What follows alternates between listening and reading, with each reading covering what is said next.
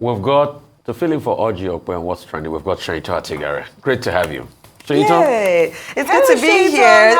I've never been on air with you. This is our first time. Really? Yeah, exactly. I'm so excited. Table at the same time. Wow. Yes. I didn't know that. I've never been on air with you. This is my first time. Oh, please. We go way back. It's good to see you. Good morning. We actually used to do TMS2 together. Yes. Way back when. And of course, good morning, Rotus. You're welcome. I know that this is something that has been on the mouth of everybody, and you've talked about it today, but we're doing what's trending, so we got to take it. Now, former Ogun State Governor Senator Ibikunle Amosun is clearing the air on the controversy surrounding the seizure of Nigeria's presidential jets in France. Reports last week showed that a French court had seized 3 jets owned by the Nigerian government amid a long-standing dispute with a Chinese company. The authorities in Nigeria have fiercely condemned the seizure of its planes, suggesting that Zhongshan had a sole objective of undercutting and scamming an African government.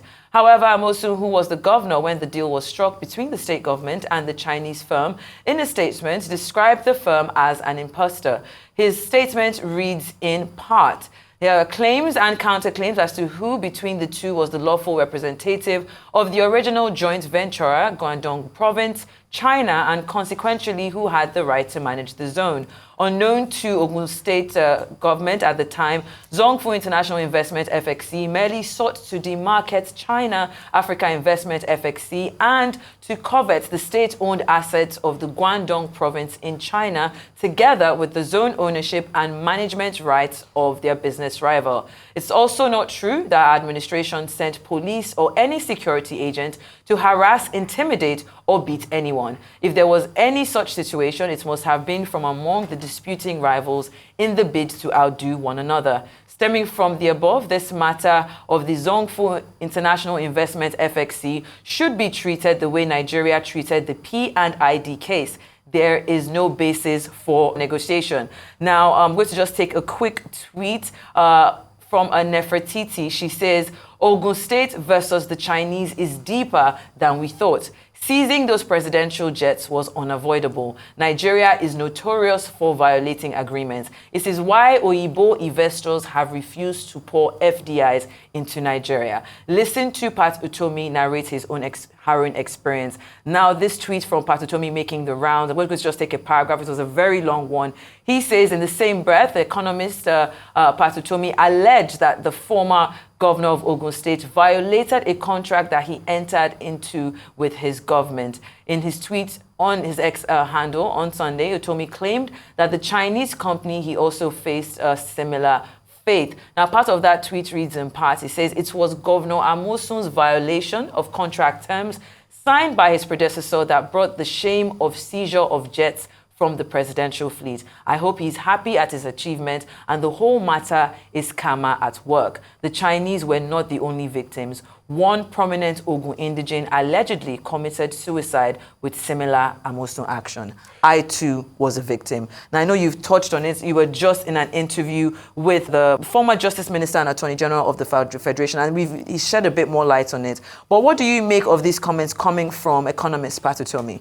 Look, it's a free trade zone. This is not something complicated, but of course with Nigeria, all these other matters we have it. Lagos has a free trade zone. The Dangote refinery operates in a free trade zone. So this is something that should be straightforward. The company was contracted to come in here, bring its expertise, set up the infrastructure, and establish this free trade zone between Ogun State. Somewhere along the line, the agreement went awry, and so now we have to let the Court of Arbitration take the matter to the end. But there are questions. Our exclusive guest he had just now, he himself was saying, how could you have signed some of these agreements? So I hope it doesn't go sideways for Ogun State, because at this point, it doesn't look good for the country at all. And Pat Utomi has a point, even though they've replied him. He did say that we have a history of not enforcing agreements. You can see that in the FDI numbers. Yeah. So yeah, there are questions as to how this thing was, but this is a free trade zone. It should be very straightforward and very simple. We shouldn't be here. What about you? All right, so just to balance things, the former governor Ibikunle Amosun has responded to Pat Utomi's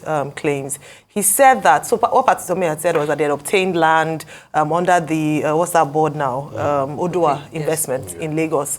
And that when, during Senator Gbenga Daniel's tenure, then when Senator Ibikunle Amosun came and they're trying to claim that back, he cancelled the contract. But in giving clarity to that, Senator Ibikunle Amosun said they sent people to evaluate the land, and what Mr. Patutomi had claimed was about 200 million naira was not accurate, that they evaluated it to have been 50 million naira. In fact, they said 50 million. You couldn't have spent more than 50 million naira. And they tried to, it was smaller than what he had claimed. So that in itself as well was not factual. So there were things around that. So I think in terms of balance, it's important. You know, they always say there are two sides, there are three sides to a story. One side, the other side, and then the truth. So it's important for us to highlight that.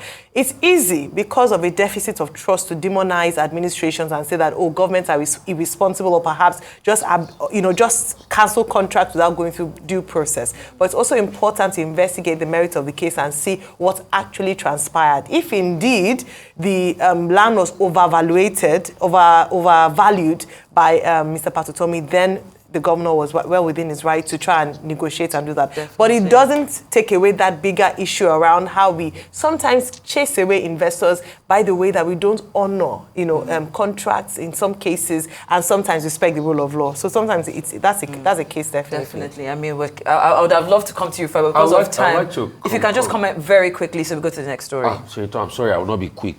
You have to be quick. With due respect, I think Ogun State is notorious for things like this. And let's be realistic. We have not even talked about the case of Olokola, free trade zone. Same Ogun State. People had invested in this free trade zone. It went out. In fact, Senator Ibikunle Amosun recently was saying, don't blame me for Olokola. With Dangote refinery, this same Dangote that we have in Lagos, it was at the fallout of Olokola that he had to come to Lagos. Why is it always Ogun State? I yield the floor. All right, then. That's a pertinent question. Okay. Well, let's move to our next story now, which is a tragic one. More than 20 medical students, as well as a house officer, were kidnapped by gunmen in Benue State.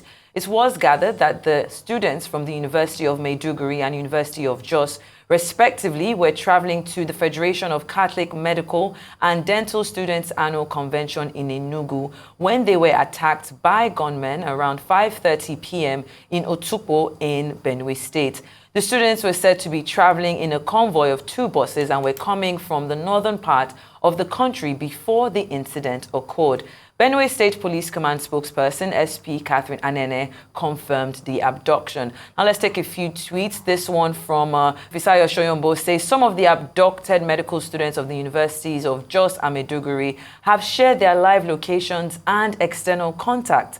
Where are the policemen and soldiers who fired live bullets and tear gas canisters at the End Bad Governance protesters? We need them now. Another tweet from Dr. Saint reads, Dear Prince Moye and Police NG, it's time to show your strength.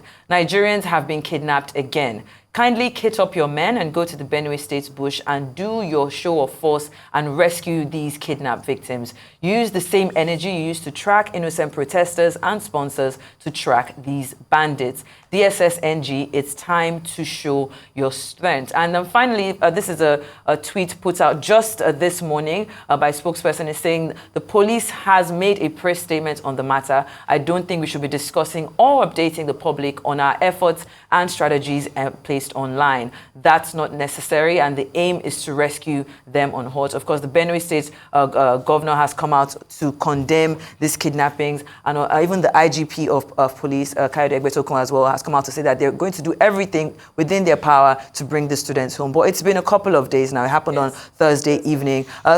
Do you think that the police is moving fast enough? Rufai, we'll start with you. For me, whatever they do, please, they should do it as much as possible. I think they have a lead already. Since the victims have shared their live location, they can actually go after them and bring these people to book. And like the people were saying, that this is where we want to see their strength. It's not only to use live bullets on protesters and lie that you didn't use live bullets on protesters. This is where we want to see the intelligence. Even they say they've been buying drones, they've been buying police gear and equipment. We want to see results. We are supporting them and we'll praise them when they do well.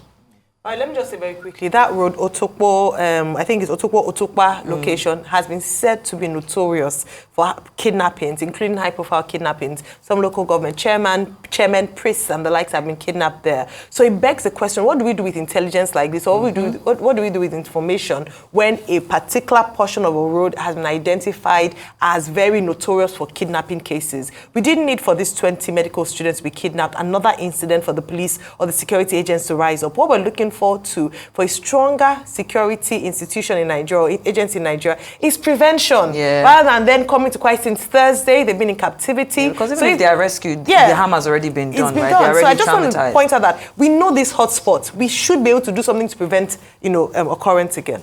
All right, then I'm going to take the last story, and then, of course, I'll start with you for the comments. Former United States President Donald Trump says he's much better looking than Vice President Kamala Harris. Trump, the Republican Party candidate in the upcoming U.S. elections, stated this at a campaign rally event in Wilkes-Barre, Pennsylvania on Saturday. The former U.S. leader asserted that the Democratic Party presidential candidate's portrait in the latest Time magazine cover wasn't a picture, but a drawing, adding that magazine's illustrator was too generous with Harris's portrait. Trump also blamed Harris for unleashing devastating inflation on one of the biggest issues of the campaign. Let's take a 30-second clip very quickly and come back and talk about it. Who would believe this? 80 days from now, we are going to defeat a communist known as Kamala Harris. She's a communist. Most radical left person ever to run for office. This is not what this country needs. We've had enough of them. We're going to win back the White House, and we're going to take back our country. But she breaks everything that she touches, but soon we're going to fix every single problem. Kamala Harris and Joe Biden. Well, Trump has continued to personally attack Kamala. The DNC convention starts today. Very exciting times. The Rising is going to be on ground, covering it over the past 4 days. Reuters, very quickly Kamala before Harris we go. is more good looking than Donald Trump. That's it. And that's all serious. That's it. All right, then. Thank you so much. This has been fun. See you again tomorrow. All right. All right, then.